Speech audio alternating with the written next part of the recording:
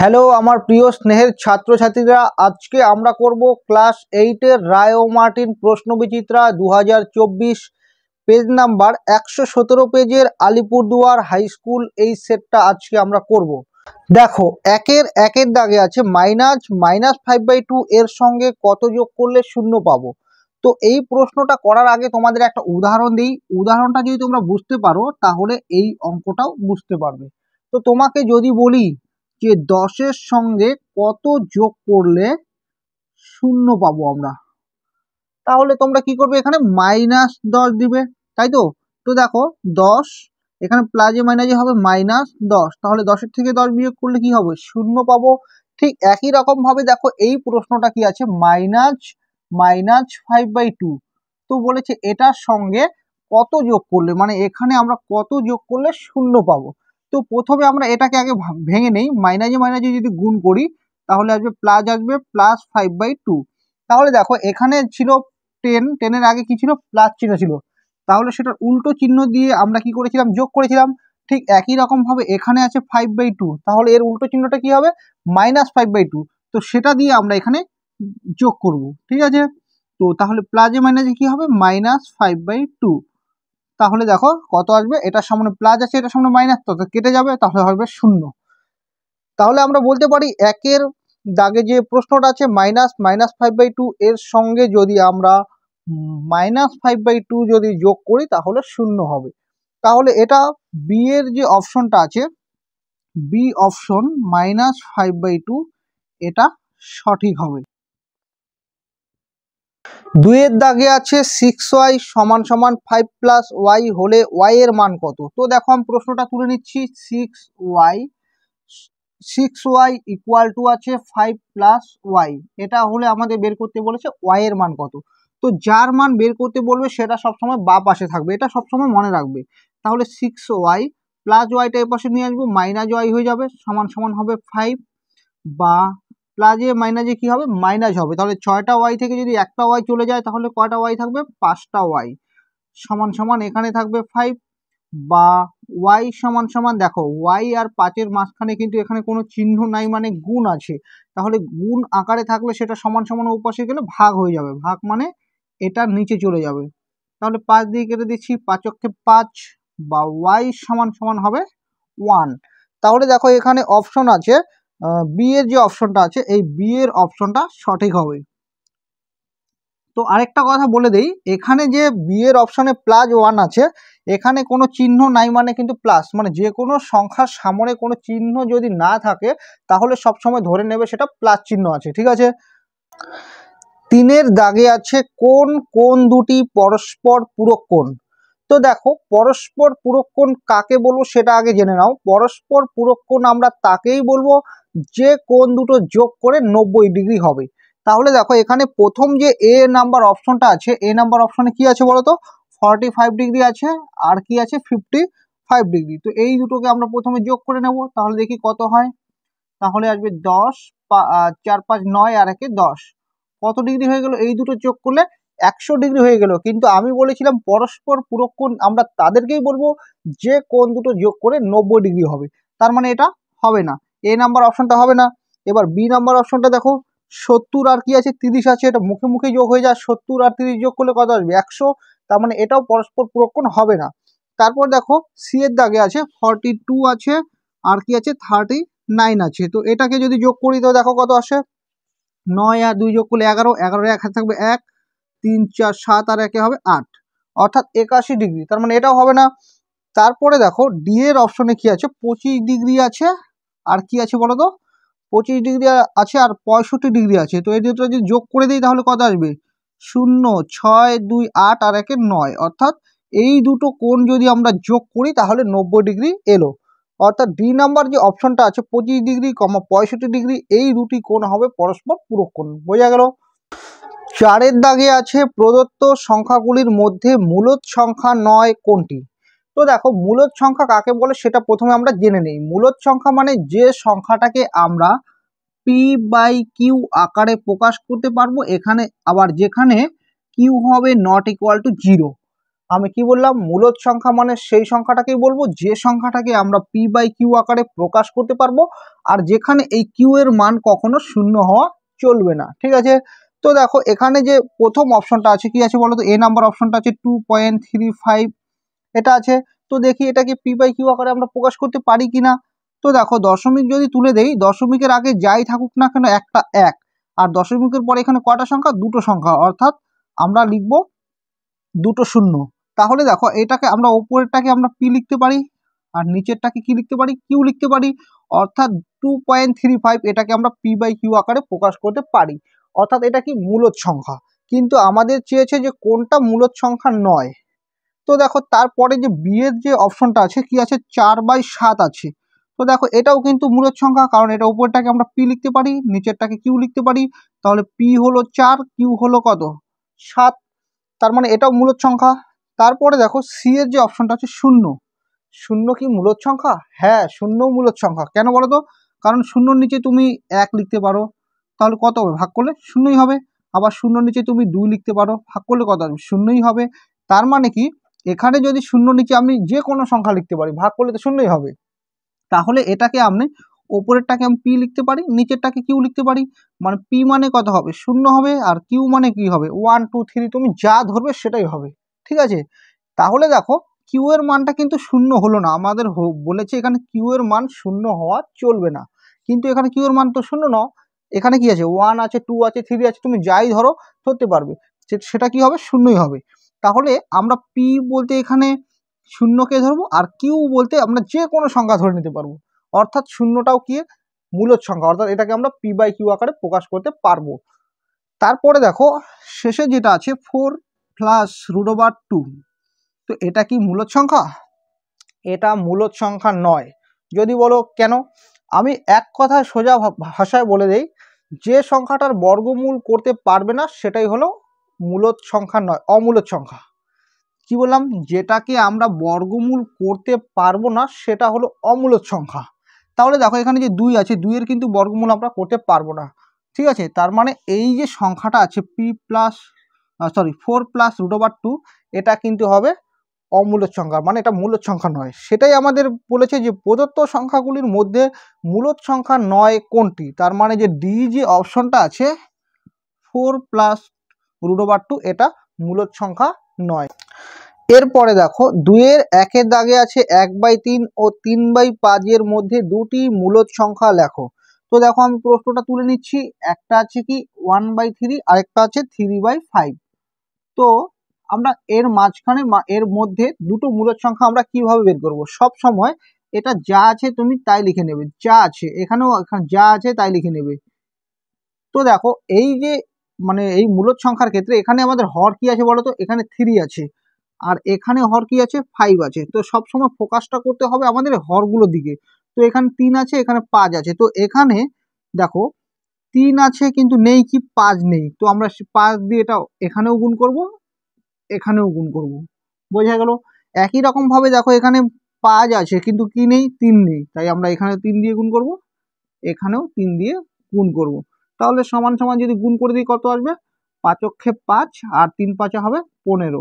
একই রকম ভাবে যদি গুণ করে দিই 3 3 9, আর এখানে গুণ করলে আসবে 3 5 15। তো আমরা লিখব সুতরাং 1/3 ও 3/5 এর মধ্যে দুটি মূলদ সংখ্যা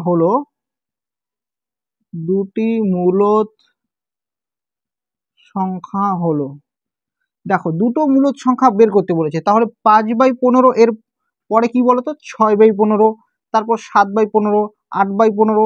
তো আমাদের যেহেতু দুটো চেয়েছে তাই আমরা এর পরেরটা লিখবো 5/15 পরে হবে 6/15, তারপর কি হবে 6/15 পরে 7/15। তো দুটো চেয়েছে তো আমরা এই দুটোই লিখবো। আর যদি 3টা চায় তাহলে কি বলবো, পরেরটা বলতো 8/15। ঠিক আছে, দুইয়ের দাগে আছে সরল করো। তো আমি প্রশ্নটা তুলে নিচ্ছি। তো দেখো প্রশ্নটা আছে কি আছে, x² ইন্টু আছে y² মাইনাস আছে z², তারপর কি আছে প্লাস চিহ্ন আছে y² ইন্টু কি আছে z² মাইনাস x² প্লাস, তারপর আছে z², ফার্স্ট ব্র্যাকেটে কি হবে X square minus Y square এটা আছে, ঠিক আছে। তো আমাদের সরল করতে বলেছে, তো আমরা কিভাবে করবো বলো তো, প্রথমে এই এক্স স্কোয়ার দিয়ে এই দুটোকে গুণ করে দেবো। এই ফার্স্ট ব্র্যাকেটে থাকা মানে কি বলতো, এর মাঝখানে কোনো কিছু নেই মানে গুণ আছে। তো আমরা এটা দিয়ে একবার এটাকে গুণ করবো, এটা দিয়ে আবার এটাকে গুণ করবো। তো এটা দিয়ে যদি এটাকে গুণ করি তাহলে কি হবে X square Y square minus এটা দিয়ে এটাকে গুণ করলে কি হবে বলতো এক্স স্কোয়ার জেড স্কোয়ার। তারপর দেখো প্লাস চিহ্ন, আবার এটা দিয়ে এটাকে যদি গুণ করি তাহলে হবে ওয়াই স্কোয়ার জেড স্কোয়ার। আবার দেখো প্লাস এখানে আছে মাইনাস, প্লাসে মাইনাস কি হবে মাইনাস হবে। তাহলে ওয়াই স্কোয়ার আর এক্স স্কোয়ার গুণ করলে কি হবে এক্স স্কোয়ার ওয়াই স্কোয়ার, মানে সাজিয়ে লিখলাম ওয়াই স্কোয়ার এক্স স্কোয়ার আর এক্স স্কোয়ার ওয়াই স্কোয়ার একই কথা। আবার প্লাস চিহ্ন, জেড স্কোয়ার দিয়ে এটাকে গুণ করলে কি হবে বলো তো এক্স স্কোয়ার জেড স্কোয়ার। আবার দেখো প্লাসে মাইনাসে কি হবে মাইনাস, এটা দিয়ে এটাকে গুণ করলে কি হবে ওয়াই স্কোয়ার জেড স্কোয়ার, ঠিক আছে। তো আমরা গুণ করে দিলাম। এবার দেখবো যেখানে উল্টো চিহ্ন কোনটা আছে, দেখো এক্স স্কোয়ার ওয়াই স্কোয়ারের সামনে এখানে কোনো চিহ্ন নাই মানে কি থাকে প্লাস চিহ্ন থাকে, তাহলে এখানে প্লাস আছে আর এটার সামনে মাইনাস আছে, তো এটা কেটে দেবো। একই রকমভাবে এক্স স্কোয়ার জেড স্কোয়ার সামনে এখানে মাইনাস আছে আবার এখানে প্লাস আছে, তো এটা আর এটা কেটে দেবো। আবার ওয়াই স্কোয়ার জেড স্কোয়ার সামনে এখানে প্লাস আছে এখানে মাইনাস আছে, তো এটা কেটে দেবো, সমান সমান হবে 0। বোঝা গেল। এরপরে দেখো 2-3 দাগে আছে দুটি সংখ্যার গুণফল 3x square plus 8x plus 4 এবং একটি সংখ্যা 3x প্লাস 2 হলে অপর সংখ্যাটি কত। তো দেখো তোমাদেরকে যদি একটা উদাহরণ দিয়ে বুঝিয়ে দেই তাহলে তোমরা হয়তো আরো ভালো করে বুঝবে। তো দেখো আমি যদি বলি যে দুটি সংখ্যার গুণফল, দুটি সংখ্যার গুণফল আমি বলে দিলাম যে 20, তার মধ্যে একটা সংখ্যা যদি 4 হয় তাহলে অপর সংখ্যাটা কি, তাহলে তোমরা কি করবে যে এই যে গুণফলটা আছে গুণফলটাকে যদি আমরা এই একটি সংখ্যা যেটা দেওয়া থাকবে সেটা দিয়ে যদি ভাগ করে দেই 4×5 হবে 20, অর্থাৎ অপর সংখ্যাটা আমরা পেয়ে যাব। তাহলে এখানে 5 বসবে, তাহলে 4×5 কি হবে 20। ঠিক একই রকম ভাবে দেখো এখানে সংখ্যা দুটির গুণফলটা দেওয়া আছে এবং একটি সংখ্যা দেওয়া আছে, মানে এটা দেওয়া আছে গুণফলটা দেওয়া আছে এবং একটি সংখ্যা দেওয়া আছে। তাহলে আমরা অপর সংখ্যাটা কিভাবে পাবো, এই একটি সংখ্যা দিয়ে যদি আমরা এই গুণফলটাকে ভাগ করি তাহলে আমরা অপর সংখ্যাটা পেয়ে যাব, ঠিক আছে। তো আমি লিখে নিচ্ছি যে সংখ্যা দুটির গুণফল, সংখ্যা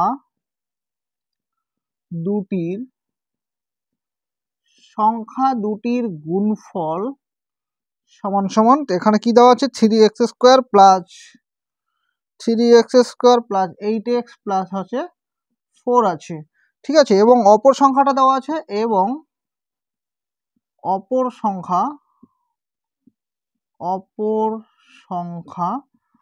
সংখ্যাটা এখানে কি দেওয়া আছে 3x প্লাস 2 আছে। তো তাহলে আমরা অপর সংখ্যা নেই, একটি সংখ্যা দেওয়া আছে, এখানে একটি সংখ্যা দেওয়া আছে, তাহলে অপর সংখ্যাটা বের করব। সুতরাং অপর সংখ্যাটি হবে 3x square plus 8x plus 4, এটাকে যদি আমরা ভাগ করি 3x প্লাস 2, তাহলে এটাকে আমরা যদি এটা দিয়ে ভাগ করি তাহলে আমরা অপর সংখ্যাটা পাবো। তো আমরা ভাগটা করে নিচ্ছি।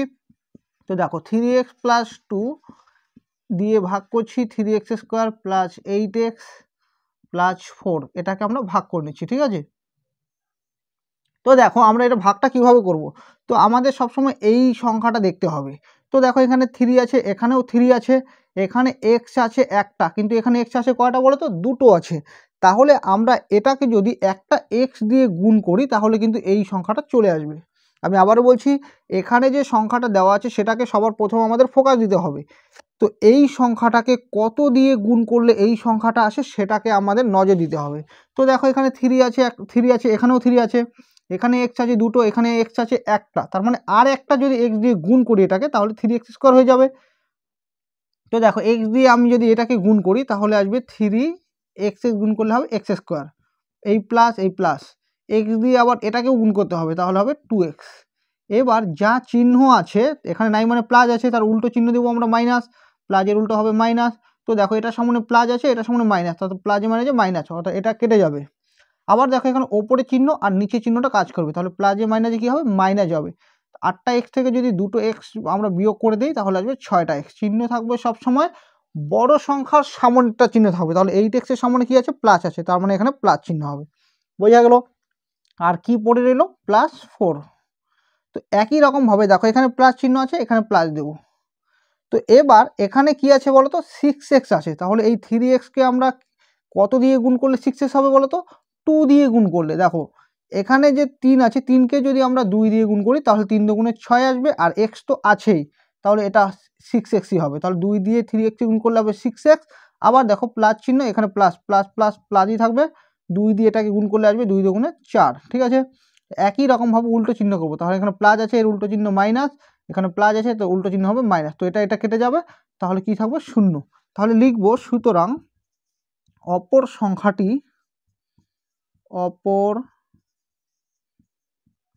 সংখ্যাটি হবে সমান সমান x প্লাস 2। যেরকম এখানে অপর সংখ্যাটা 5 এসেছিল, এখানেও অপর সংখ্যা মানে এটা আসবে। বোঝা গেল? আশা করছি তোমাদের এখানে কোনো অসুবিধা নেই। 2 এর রোমান সংখ্যা 4-এ আছে একটি আয়তাকার জমি, দৈর্ঘ্য 48 মিটার ও প্রস্থ 20 মিটার। জমিটির চারদিকে 3 মিটার চওড়া রাস্তা ছেড়ে বাড়ি তৈরি করলে ওই বাড়ির ক্ষেত্রফল কত হবে? তো দেখো প্রথমে আমরা আয়তাকার জমিটা এঁকে নিচ্ছি।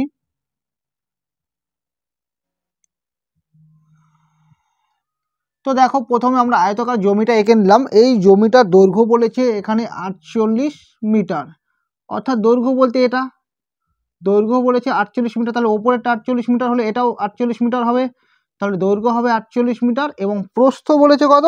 20 মিটার, তার মানে এটা কি হবে? 20 মিটার হবে প্রস্থ। একই রকমভাবে এটাও 20 মিটার হবে। তো দেখো কি বলেছে, যে জমিটির চারদিকে 3 মিটার চওড়া রাস্তা ছেড়ে বাড়ি তৈরি করলে, তো এই দিকে 3 মিটার রাস্তা ছেড়ে দেবে, মানে এই দিকে, আবার এই দিকে 3 মিটার ছাড়বে, আবার এই দিকে 3 মিটার ছাড়বে, আবার এই দিকে 3 মিটার ছাড়বে, মানে এই দিকে 3 মিটার ছেড়ে দেবে, এই দিকে 3 মিটার ছাড়বে, এই দিকে 3 মিটার, মানে চারিদিকে, এই দিকেও 3 মিটার, আবার এই দিকেও 3 মিটার, তাহলে এই 3 মিটার 3 মিটার করে চারিদিকে যদি মানে জমি ছেড়ে দিয়ে যদি রাস্তা ছেড়ে, মানে এই চারিদিকে এই দিকে 3 মিটার রাস্তা ছাড়বে, আবার এই দিকেও 3 মিটার রাস্তা ছাড়বে, এই দিকে 3 মিটার রাস্তা ছাড়বে, আবার এই দিকেও 3 মিটার করে রাস্তা ছেড়ে দেবে। তাহলে এই 3 মিটার 3 মিটার করে যদি রাস্তা ছেড়ে দেয়, তারপর যে বাকি যে জমিটা আছে সেই জমির মধ্যেই কি করবে? বাড়ি করবে। সেই বাড়িটার ক্ষেত্রফল কত সেটা আমাদের বের করতে বলেছে।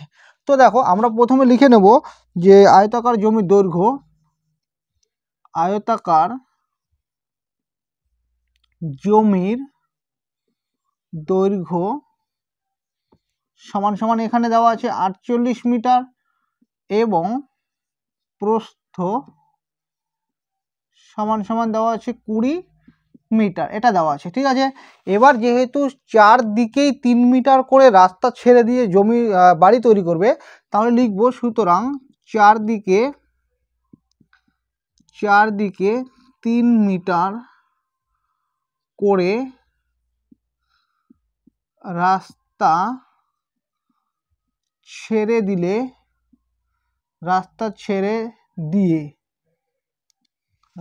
ছেড়ে দিয়ে বাড়ি তৈরি করলে জমিটির দৈর্ঘ্য হবে সমান সমান। দেখো তো দৈর্ঘ্য মানে দেখো এই দিকে কিন্তু দৈর্ঘ্য 3 মিটার করে কমবে, আবার এই দিকেও কিন্তু দৈর্ঘ্য 3 মিটার করে কমবে, তাহলে 3 3 কয় মিটার কমবে? 6 মিটার কমে যাবে। তাহলে আগে ছিল দৈর্ঘ্যটা ছিল, জমিটার দৈর্ঘ্য ছিল 48 মিটার, সেখান থেকে আমাদের কয় মিটার কমবে? 3 মিটার করে 3 মিটার করে কমে যাবে, তাহলে 2 × 3 লিখবো। ঠিক আছে, 3 মিটার করে কমে যাবে, তাহলে লিখবো 48 মাইনাস হবে 6 মিটার, অর্থাৎ 48 থেকে 6 বিয়োগ করলে দিলে কত আসবে? 42 মিটার। তো চারদিকে 3 মিটার করে রাস্তা ছেড়ে দিয়ে যদি বাড়ি তৈরি করে, তাহলে জমিটার দৈর্ঘ্যটা কত আসবে? 42 মিটার, এবং প্রস্থ কত আসবে? এবং প্রস্থ, জমিটির প্রস্থ হবে কতটুকু বলো তো? একই রকমভাবে আগে প্রস্থ ছিল 20 মিটার, এবার এই দিকে 3 মিটার ছাড়বে, আবার এই দিকে 3 মিটার ছেড়ে দেবে, অর্থাৎ কয় মিটার ছেড়ে দিল? তাহলে টোটাল 6 মিটার, তাহলে 20 মাইনাস 6, তাহলে যদি বিয়োগ করে দেয় তাহলে আসবে 14 মিটার। তো এই যে এখন যে রাস্তা ছেড়ে দেওয়ার পর, চারিদিকে 3 মিটার করে রাস্তা ছেড়ে দেওয়ার পর বাকি যে জমিটা রইলো, এই জমির মধ্যে কি করবে? বাড়ি তৈরি করবে। তাহলে লিখবো সুতরাং যে জমিতে বাড়ি করবে তার ক্ষেত্রফল তার ক্ষেত্রফল সমান সমান, ক্ষেত্রফলটা কি হবে দৈর্ঘ্য ইন্টু প্রস্থ, তাহলে এখানে দৈর্ঘ্যটা কত আছে 42 ইন্টু প্রস্থ আছে 14 এত বর্গ মিটার। তো আমরা গুণ করে দেখব কত হয়। তো 42 আর যদি 14 গুণ করি, 4 দুগুণে 8, 4 4 হবে 16, 2 অক্ষে 2 আর 4 অক্ষে 4, তাহলে কত আসবে 8, এখানে আসবে 8 5, তাহলে আসবে 588 বর্গ মিটার। তাহলে এখানে তোমরা অ্যান্সারটা লিখবে যে বাড়িটির ক্ষেত্রফল কত, তাহলে লিখে নেবে সুতরাং বাড়িটির ক্ষেত্রফল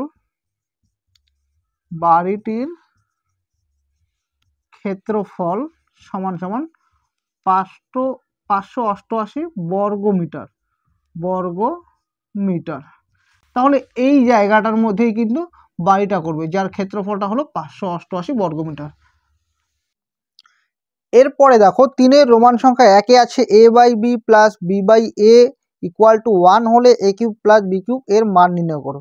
তো প্রথমে আমরা হোলের আগে যেটা আছে সেটা তুলে নেব, a/b আছে প্লাস আছে b/a ইকুয়াল টু আছে 1, এটা হলে আমাদের বের করতে বলেছে a cube plus b cube কত।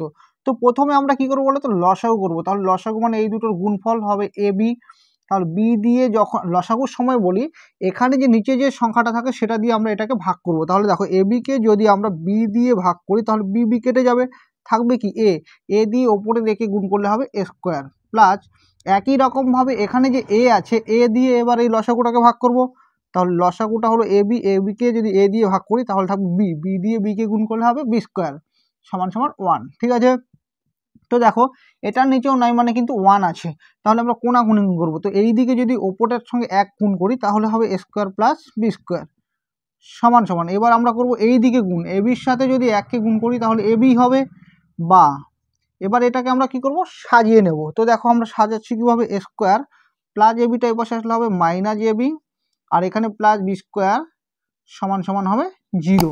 ঠিক আছে, তো দেখো এখন আমাদের বের করতে বলেছে a cube plus B cube এর মানটা কত। তো আমরা সূত্র দেবো a কিউব প্লাস বি কিউবের সূত্র আমরা কি জানি, উৎপাদক বিশ্লেষণ সূত্র জানি আমরা a plus B into A square minus A B plus B square, এটা হলো a কিউব প্লাস বি কিউবের সূত্র। তাহলে a প্লাস বি থাকবে, এখানে কোনো কিছু নাই মানে গুণ আছে, আর এ square minus A B plus B স্কোয়ারের মানটা কত 0, তাহলে শূন্যের সঙ্গে যদি a প্লাস বিকে গুণ করে দিই তাহলে 0ই হবে, এটাই হবে অ্যান্সার। 3-এর 2-এর দাগে আছে সরল করো। তো দেখো সরল করো প্রশ্নটা আমি তুলে নিয়েছি, এবার এই সরল করোটা দু রকম ভাবে করা যাবে। কি রকম ভাবে, একটা হলো এই x দিয়ে প্রথমে এই সবগুলোকে গুণ করব, আবার y দিয়ে এই সবগুলোকে গুণ করব, একই রকম ভাবে এই y দিয়ে সবগুলোকে গুণ করব, এই z দিয়ে সবগুলোকে গুণ করব। তো এভাবে করা যাবে, এভাবে করলে অনেকটা বড় হয়ে যাবে। আমরা এভাবে না করে আমরা সূত্র প্রয়োগ করে করব, তাহলে কি হবে বলতো একদম ছোটর মধ্যে হয়ে যাবে। তো দেখো আমি সূত্রটা এখানে লিখে দিচ্ছি, আমরা জানি কি, আমরা জানি a কিউব মাইনাস বি কিউবের সূত্রটা কি জানি, a কিউব মাইনাস বি কিউবের সূত্র জানি a minus B into A square plus হবে এ বি প্লাস হবে বি স্কোয়ার। ঠিক আছে, তো এই সূত্রটা ধরে আমরা এই অঙ্কটা করব। তো দেখো আমরা যদি এটাকে a ধরি a minus B into A square plus A B plus B square, তাহলে a minus B into A square plus A B plus B square, এটা কার সূত্র, a cube minus B cube. a বলতে এখানে x আছে, এর মাথায় কি হবে কিউব হবে a কিউব, মাইনাস বি বলতে এখানে ওয়াই আছে, তাহলে ওয়াই এর মাথায় কিউব হবে a cube minus B cube. এবার দেখো এই প্লাস চিহ্ন, একই রকম ভাবে এটাকে a ধরলে a minus B into A square plus A B plus B square, এর সূত্রটা তাহলে কি হবে a cube minus B cube, a বলতে এখানে হবে ওয়াই এর মাথায় কিউব মাইনাস বি বলতে এখানে জেড এর মাথায় কিউব, তারপর কি চিহ্ন আছে প্লাস চিহ্ন আছে, একই রকম ভাবে দেখো এটাকে a ধরবো a minus B into A square plus A B plus B square, এটা সূত্র হবে a cube minus B cube, B বলতে হবে x এর মাথায় কিউব। ঠিক আছে, সমান সমান দেখো x এর কিউব মাথায় চলে আসলে হবে x কিউব, এখানে হবে y কিউব, এখানে হবে y cube minus Z cube plus হবে জেড কিউব মাইনাস হবে x কিউব। তো দেখো এটার সামনে প্লাস আছে, এটার সামনে মাইনাস আছে, তো কেটে দিলাম, আবার এটার সামনে মাইনাস এটার সামনে প্লাস কেটে দেবো, প্লাস আছে মাইনাস আছে কেটে দেবো, তাহলে হবে সমান সমান 0। তো দেখো কতটুকু ছোটোর মধ্যে অঙ্কটা হয়ে গেল। আর তোমরা যদি এক্স দিয়ে প্রথমে এই সবগুলোকে গুণ করো, আবার ওয়াই দিয়ে যদি এই সবগুলোকে গুণ করো এভাবে করো, তাহলে কিন্তু অঙ্কটা অনেকটা বড় হয়ে যাবে, আবার সময় অনেক লাগবে। তো পরীক্ষায় যেহেতু সময়টা কম থাকে তার মানে তাহলে আমরা কি করব, সূত্র দিয়ে প্রয়োগ করব, সূত্র প্রয়োগ করে করব যেন খুব তাড়াতাড়ি করতে পারি। ঠিক আছে, 4-এর 1-এর দাগে আছে তুমি একটি পরীক্ষায় যে নম্বর পেয়েছো তার প্রাপ্ত নম্বর নিচে দেওয়া হলো, এই তথ্যটির পাইচিত্র তৈরি করো। তো দেখো এখানে আছে বিষয় আছে আর প্রাপ্ত নম্বর শতকরায় আছে। এখানে বাংলা বিষয়গুলো হলো বাংলা, ইংরেজি, অঙ্ক, পরিবেশ, শারীরশিক্ষা ও হাতের কাজ। আর তুমি বাংলাতে কত পেয়েছো, তুমি 15 পেয়েছো শতকরা। আর ইংরেজিতে শতকরা কত পেয়েছো, 20 পেয়েছো। অঙ্কে পেয়েছো 30, পরিবেশে পেয়েছো 15 এবং শারীরশিক্ষা ও হাতের কাজে পেয়েছো 20। ঠিক আছে, তো এখান থেকে আমাদের করতে হবে পাইচিত্র, মানে এই তথ্যটা থেকে আমাদের পাইচিত্র করতে হবে। তো আমরা পাইচিত্র অঙ্কনের জন্য আমাদের 4টা বক্স করতে হবে। তো দেখো আমি এখানে 4টা বক্স করেছি। একটাই আছে বিষয়, আরেক আছে প্রাপ্ত নম্বর, ভগ্নাংশ, কেন্দ্রীয় কোণ। এই 4টা বক্স তোমার লাগবে। তো বিষয়গুলো আমি এখানে পরপর লিখে নিয়েছি, বাংলা, ইংরেজি, অঙ্ক, পরিবেশ, শারীরশিক্ষা ও হাতের কাজ। তো তুমি বাংলায় শতকরা পেয়েছো 15, এখানে দেওয়াই আছে। ইংরেজিতে 20 আছে, আর তোমার অঙ্কেতে আছে 30, আর পরিবেশে আছে 15, আর শারীরশিক্ষা ও হাতের কাজে আছে 20। ঠিক আছে, তো দেখো এখানে বলছে ভগ্নাংশ। ভগ্নাংশটা আমরা কিভাবে বের করবো বলো তো, আমরা প্রথমে এই সবগুলোকে যোগ করে নেব। তো আমরা এখানে যোগ করে দেখি কত হয়। তাহলে মোট সমান সমান দেখো 5 5 10, 10-এর শূন্য হাতে থাকবে 1, 2, 3, 3 3 6 7 8 9, আর হাতের একে হবে 10, অর্থাৎ মোট কত নম্বর, 100 নম্বর। তো ভগ্নাংশটা হবে মোট 100 নম্বরের মধ্যে তুমি বাংলায় কত পেয়েছো, 15 নম্বর। এটা হলো ভগ্নাংশ। আবার দেখো একই রকম ভাবে 20/100 লিখবো। 100-তে 20 হলো ইংরেজিতে, একই রকম ভাবে 100-তে 30, আবার 15, 100-তে 15 পরিবেশে। শারীরশিক্ষা ও হাতের কাজের মধ্যে তুমি কত পেয়েছো, 100-তে 20। ঠিক আছে, এটা হলো ভগ্নাংশ। এবার এই যে ভগ্নাংশটা আছে এটাকে আমরা কেটে নেব। তো কেটে নিয়ে এখানে কাটলে হবে বা এখানেও কাটলেও হবে। তো আমি কাটছি না, পরের লাইনেই কাটবো, তাহলে সুবিধা হবে। দেখো কেন্দ্রীয় কোণ মানে এখানে যে ভগ্নাংশটা আছে সেই ভগ্নাংশটাকে আমরা 360 ডিগ্রি দিয়ে গুণ করে দেবো, তাহলে কেন্দ্রীয় কোণটা বেরিয়ে যাবে। একই রকমভাবে 20/100 এটাকে আমরা 360 দিয়ে গুণ করে দেবো। একই রকমভাবে 30/100 এটাকেও 360 ডিগ্রি দিয়ে গুণ করব। 15/100 ইন্টু 360 ডিগ্রি। হ্যাঁ, তারপর আছে 20/100 ইন্টু 360 ডিগ্রি, এটা দিয়ে গুণ করে নিচ্ছি। ঠিক আছে, তো এবার দেখো একটা শূন্য আর একটা শূন্য আমি এখান থেকে কেটে নিচ্ছি। তো 5 দিয়ে কাটবো, 5 দিয়ে এটাকে কাটবো, 5 দিয়ে এটাকে কাটবো। 5 দিয়ে এটা কাটলে আসবে 3 5 15, 5 দুগুণে 10, অর্থাৎ 2 আসবে। 2 দিয়ে আমরা যদি 36কে কাটি তাহলে কত আসবে, 18। তাহলে 18 আর 3 আমরা কি করব, গুণ করব। তাহলে 18 আর 3 গুণ করলে কত আসবে, 3 8 24, 4 হাতে থাকবে 2, আর 3 অক্ষে 3 আর 2 5, অর্থাৎ 54 ডিগ্রি হবে। ঠিক আছে, তারপরে দেখো এই 20 দিয়ে আমি কেটে দিচ্ছি এটাকে, 20 দিয়ে এটাকে কাটলে আসবে 5, 5 20 100 হয়। 5 দিয়ে আবার এটাকে কাটবো, 5 7 35, 10 থাকবে। তাহলে 5 দুগুণে 10, তাহলে হবে 72 ডিগ্রি। তো তোমরা ভাগ করে নেবে একই রকম ভাবে। দেখো এখানে একটা শূন্য কেটে দিচ্ছি, এখানে একটা শূন্য কেটে দিচ্ছি, আবার এখানে একটা শূন্য কেটে দিচ্ছি, এখানে একটা শূন্য কেটে দিচ্ছি। তাহলে নিচে কি আছে, 1 আছে। তো 1-এর কোনো মূল্য নেই, মানে 1 দিয়ে যে কোনো সংখ্যাকে ভাগ করলে ওই সংখ্যাটাই আসবে। তাই আমরা কি করব, 3 আর 36 গুণ করে দেবো। তাহলে 3 আর 36 গুণ করলে আসবে কত, 3 6 18, 8 3 3 9 আর 1 10, অর্থাৎ 108 ডিগ্রি। একই রকম ভাবে এখানে কাটবো, একটা শূন্য কেটে দিচ্ছি, 5 দিয়ে কাটছি, 5 দুগুণে 10, 5 দিয়ে এটা কাটছি, 3 5 15, 2 দিয়ে এটাকে কাটছি, 36কে 18 দুগুণে 36, 18 আর 3 গুণ করব, হবে 54 ডিগ্রি। ঠিক আছে, একই রকম ভাবে দেখো একটা শূন্য কাটছি, এখানে একটা শূন্য কাটছি, এই শূন্য আর এই শূন্য কেটে দিচ্ছি। তাহলে এখানে ওপরে থাকবে 36 আর 2, তাহলে 36 আর 2 যদি আমরা গুণ করি তাহলে কত আসবে, 6 দুগুণে 12, 2 হাতে হবে 1, 3 দুগুণে 6 আর 1 7, অর্থাৎ 72 ডিগ্রি। আর নিচে দেখো 1 আছে, 1 দিয়ে ভাগ করলে কিন্তু 72 ডিগ্রি আসবে। ঠিক আছে, তো আমরা কেন্দ্রীয় কোণগুলো পেয়ে গেলাম। এবার আমরা কি করব, পাই চিত্রটা এঁকে নেব। তো দেখো এখন আমাদের কি করতে হবে বলো তো, এখন আমরা একটা কাটা কম্পাসের সাহায্যে প্রথমে একটা বৃত্ত এঁকে নেব। ঠিক আছে, তো আমি একটা প্রথমে বৃত্ত এঁকে নিচ্ছি।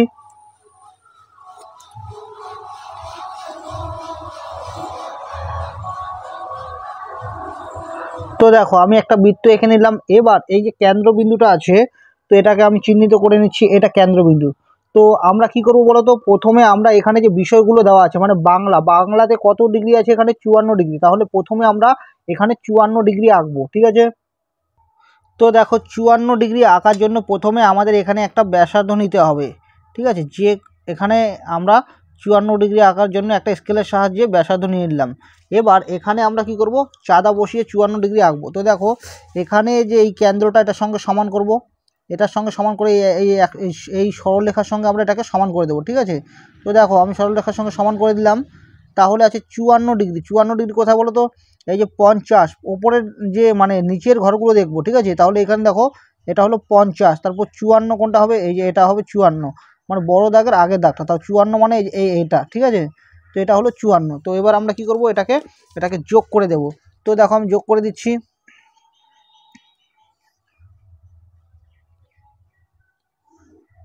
দেখো 54 হয়ে গেল, 54 ডিগ্রি।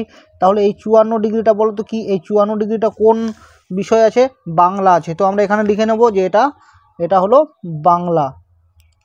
তো দেখো বাংলার পরে আবার কি আছে, ইংরেজি আছে। ইংরেজিতে কত ডিগ্রি আছে, 72 ডিগ্রি। তো এবার আমরা কীভাবে করব, এবার ঠিক একই রকমভাবে শুধু খাতাটা একটু ঘুরিয়ে নেব, ঠিক আছে। তো এখানে আমরা এই যে দাগটা দেখতে পাচ্ছ, এটা এই দাগের সঙ্গে সমান করব, আর এটা এখানে কেন্দ্রবিন্দুতে বসাবো। তো দেখো কেন্দ্রবিন্দুতে বসিয়ে দিলাম, আর এই দাগটা এটার সঙ্গে সমান করব। তো দেখো সোজা হয়ে গেল। এবার আমরা কত আঁকবো, 72 ডিগ্রি। তো এই হলো 70, 70-এর পরে 2 ঘর 71, 72, অর্থাৎ 72 ডিগ্রি হবে এটা। তো এবার আমরা এটাকে কি করব, যোগ করে দেব কেন্দ্রের সঙ্গে। তো যোগ করে দেব যেন বৃত্তের বাইরে আবার না চলে যায়, এই পর্যন্ত থাকবে, ঠিক আছে। তো আমাদের হয়ে গেল 72 ডিগ্রি। এই 72 ডিগ্রিটা কী বলো তো, 72 ডিগ্রিটা হলো ইংরেজি। তো লিখে নিচ্ছি ইংরেজি। তারপরে দেখো কি আছে, তারপরে আছে অঙ্ক। অঙ্ক কত আছে, 108 ডিগ্রি। এবার আমরা কি করব, খাতাটাকে আরও ঘুরিয়ে নেব, ঠিক আছে। তো 108 ডিগ্রি আমরা এখানে আঁকবো। একই রকমভাবে এটা কেন্দ্রতে বসাবো, আর এটা সোজা সোজা থাকবে। 108 ডিগ্রি কোথায় বলো তো, এই দেখো এখানে হলো 80, 90, 100। এই 100-100-র পরে এটা হলো 5, 5-এর পরে 3 ঘর যাব, অর্থাৎ 108 মানে হবে 5, 6, 7, 8, মানে এটা হবে, ঠিক আছে, এটা হবে। তো 108 হয়ে গেল, ঠিক আছে। 8 মানে একটু এই ঘরটায় আসবে, ঠিক আছে, 108। তো এবার এটাকে আমরা কি করব, এবার এটাকে আমরা যোগ করে দেব।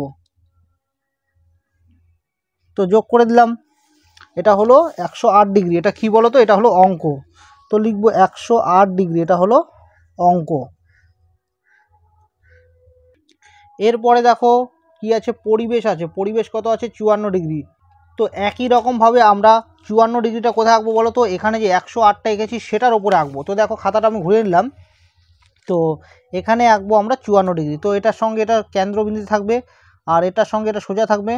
তাহলে সোজা যদি থাকে তাহলে 54 ডিগ্রি কোনটা বলো তো, এই 50, 50-এর পরে এই যে 4 ঘর হবে, এই যে 54, ঠিক আছে, এটা হলো 54 ডিগ্রি। তো এবার এটাকে আমরা কি করব, যোগ করে দেব। তো দেখো এটাকে যোগ করে দিচ্ছি। তো যোগ করে দিলাম। তো লিখে দিচ্ছি এটা হলো 54 ডিগ্রি। এটা হলো কি বলো তো, এটা হলো পরিবেশ। তারপরে দেখো যে ঘরটা আছে সেই ঘরটা কত হয়, সেটা বলা আছে 72। দেখো 72 অটোমেটিক হয়ে গেল। তো দেখো আমরা এখানে চাটা যদি বসাই তাহলে বুঝতে পারবো যে 72 হলো কি না হলো। তো দেখো এখানে বসিয়ে এটার সঙ্গে সোজা করছি, সোজা করে নিচ্ছি। তো দেখো এই দেখো এই 70-70-এর পরে দেখো 2 ঘর 71, 72, অর্থাৎ এই ঘরটা কত, 72। এটা কিন্তু শেষের ঘরটা কিন্তু অটোমেটিক হয়ে যাবে, তোমাকে আর করতে হবে না। তো এটা কি, এটা বলো তো, এটা হলো শারীর শিক্ষা ও হাতের কাজ। তো লিখে নিচ্ছি যে এটা হলো শারীর শিক্ষা ও হাতের কাজ। আশা করছি তোমাদের এখানে কোনো অসুবিধা নেই। 4-এর 2-এর দাগে আছে, একটি রম্বস আরও এডি অঙ্কন করো যার প্রতিটি বাহুর দৈর্ঘ্য 5 সেমি এবং অ্যাঙ্গেল আরও এ ইকুয়াল টু 60 ডিগ্রি। তো প্রথমে আমরা কি করবো বলো তো, এই যে রম্বসের প্রতিটি বাহুর দৈর্ঘ্য 5 সেমি বলেছে, এটাকে আমরা প্রথমে স্কেলের সাহায্যে 5 সেমি নিয়ে নেব। তো দেখো আমি স্কেলের সাহায্যে প্রথমে আমি 5 সেমি নিয়ে নিচ্ছি। তাহলে এখান থেকে কোন পর্যন্ত হবে, এখান থেকে যে এই পর্যন্ত হবে 5 সেমি। তো এটাকে আমরা লিখে নেব যে এখানে এটা হলো 5 সেন্টিমিটার। এবার দেখো, এবার এখানে যে কোণটা দেওয়া আছে সেই কোণটা কিন্তু তোমরা এখানে এঁকে নিতে পারো, আর ও এ আছে, এই কোণটা তোমরা এখানে এঁকে নিতে পারো, ঠিক আছে। বা তোমরা একবার ডাইরেক্ট যদি তোমরা ছবির মধ্যে করে নাও, মানে পরে যেখানে করতে হবে সেখানে করলেও হবে, তো তোমাদের ইচ্ছা, ঠিক আছে। তো আমি এখানে করে নিচ্ছি, 60 ডিগ্রি একটা কোণ এঁকে নিচ্ছি, ঠিক আছে। তো 60 ডিগ্রি কোণটা কীভাবে আঁকবো, তো প্রথমে একটা রেখাংশ টেনে নিলাম। এবার 60 ডিগ্রি অঙ্কনের জন্য আমাদের একটা মানে চাঁদা ইউজ করতে পারো, বা তুমি কাটা কম্পাস ইউজ করতে, মানে যেটা ইউজ করার ইচ্ছা সেটাই করতে পারো, কারণ এখানে উল্লেখ করা নেই যে তোমাকে চাঁদার সাহায্যে বা কাটা কম্পাসের সাহায্যে করতে হবে। তো 60 ডিগ্রি আমরা কিভাবে করব, প্রথমে এই দেখো একটা বৃত্তচাপ কেটে নিলাম। তো এখান থেকে প্রথম যে কাটবো সেটাই হবে 60 ডিগ্রি, ঠিক আছে। তো এটা আর এটা আমরা যোগ করে দেব। তো দেখো যোগ করে দিচ্ছি। তো এটা আর এটা যোগ করে দিচ্ছি। তাহলে এই কোণটা হবে কত বলো তো, 60 ডিগ্রি। তাহলে কোণটার নাম কি বলে দিয়েছে, কোণটার নাম বলেছে যে আর ও এ, তার মানে ওটা এখানে মাঝখানে থাকবে, যেখানে কোণ হবে সেটা মাঝখানে থাকবে, আর ও এটা হবে এ। ঠিক আছে। তো দেখো এখন আমরা কি করব, আমরা এখন যে কোনো একটা মাপের একটা রেখাংশ নিয়ে নেব। ঠিক আছে, তো যে কোনো মাপের একটা রেখাংশ নিয়ে নিলাম। এবার প্রথমে আমরা কি করব, প্রথমে আমরা 60 ডিগ্রি এঁকে নেব। 60 ডিগ্রি আমরা প্রথমে কিভাবে আঁকবো বলো তো, এখানে যে মাপটা দেওয়া আছে এই মাপ নিয়েই কাটবো। তো এখান থেকে দেখো এখানে বসাবো, বসিয়ে আমরা 60 ডিগ্রি একটা মাপ নিয়ে নিচ্ছি। ঠিক আছে, তো এই দেখো 60 ডিগ্রি একটা মাপ নিয়ে নিলাম। তো এই মাপটা নিয়ে তোমরা এখানে কেটে দেবে। তো সেজন্যই তোমাদের বলেছিলাম যদি আমি এখানে আঁকা যা কথা এখানে আঁকা একই কথা, একবার এখানেও করতে পারতে। তো না এই কোণটা এখানে না আঁকলেও হতো, তো কোনো ব্যাপার না, এভাবেও হবে ওভাবেও হবে।